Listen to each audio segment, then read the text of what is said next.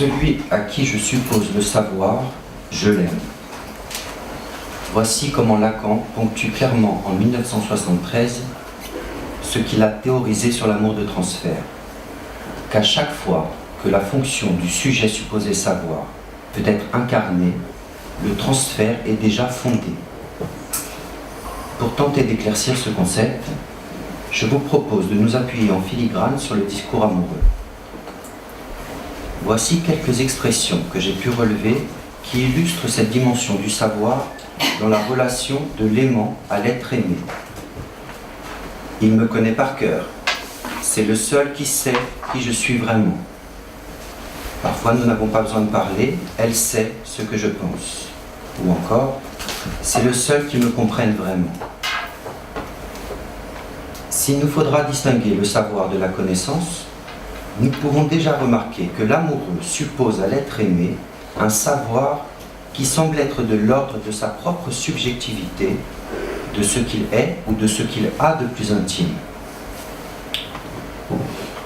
L'expression « il me connaît mieux que moi-même » illustre bien l'idée d'une dépossession de l'amoureux à l'égard de ce qui est sa propre essence, en même temps qu'elle cerne un savoir sur lui-même qu'il ignore.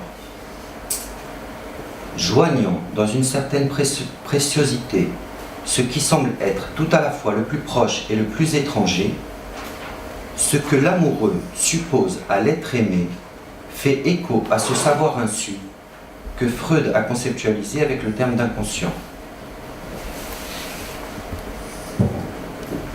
Pour saisir tangiblement la dimension aliénante du rapport au sujet supposé savoir et ce en quoi il est intéressé dans l'amour, appuyons-nous sur une scène de la vie quotidienne à laquelle j'ai pu assister, bien malgré moi, il n'y a pas si longtemps. Madame M a pour habitude de demander l'avis de son mari avant de prendre une quelconque décision, car elle pense, dit-elle, que son mari sait. Il sait mieux qu'elle ce qui est bon pour elle. Un jour, elle s'achète une paire de chaussures plates, alors qu'elle connaît l'appétence de monsieur pour les chaussures à talons. Celui-ci ne la force en rien, mais elle-même se sent contrainte de se vêtir selon les goûts de celui qu'elle met sur un piédestal. Sinon, dit-elle, elle a l'impression qu'il ne va plus l'aimer. Ainsi, après avoir effectué son achat, elle vient voir son mari, alors que celui-ci, tranquillement installé dans son fauteuil, vague à ses occupations. Elle lui dit sur un ton colérique qu'elle en a marre de s'habiller en fonction de ses goûts à lui, qu'elle veut s'habiller comme elle le souhaite, parce que ses chaussures, dit-elle, c'est elle. C'est une façon d'être quelqu'un.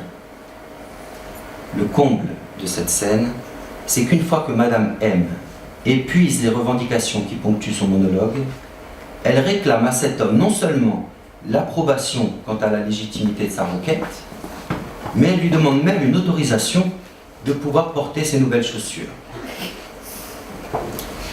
Cette tranche de vie, presque amusante, qui n'est peut-être pas sans faire écho à chacun d'entre nous, est riche d'enseignements sur ce désir d'être aimé qui marque le transfert dans son versant imaginaire. Demande d'approbation, de validation de ses choix, et même d'autorisation quant à ce qu'elle doit ou ne doit pas faire, nous pouvons d'ores et déjà constater que ce rapport amoureux qui instaure l'autre dans la position de sujet supposé savoir est particulièrement assujettissant. La question que pose l'amour dit passionnel et qui commence à se dessiner à travers cet exemple peut être la suivante. Un être peut-il se soutenir dans une position de sujet désirant dès lors qu'il se situe dans un rapport, sous quelque forme que ce soit, à un sujet supposé savoir?